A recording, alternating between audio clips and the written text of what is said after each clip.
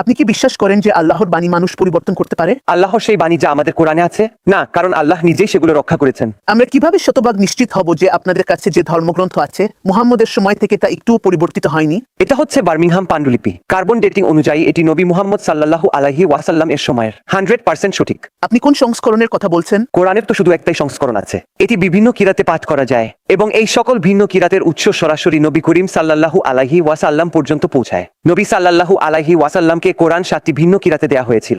তিনি তার সাহাবীদের 7টি ভিন্ন কিরাতে শিক্ষা দিয়েছিলেন। এই 7টি ভিন্ন কিরাত আজ পর্যন্ত পুরোপুরি সংরক্ষিত আছে, আমরা যেদিন দাঁড়িয়ে আছি সেই দিন পর্যন্ত।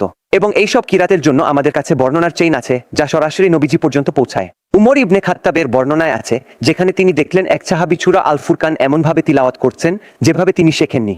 আর তিনি সেই সাহাবীকে ধরে নিয়ে গেলেন, তাকে বকাঝকা করলেন, তুমি কেন ভিন্নভাবে পড়ছো? তিনি বললেন, নবীজি আমাকে এভাবেই শিখিয়েছেন। তারপর দুজনেই নবীজির কাছে গেলেন। নবীজি বললেন, তিনিও সঠিক, তিনিও সঠিক। এবং আমাদের কাছে এমন অনেক বর্ণনা আছে যা কোরআনের বিভিন্ন কিরাতের সত্যতা নিশ্চিত করে।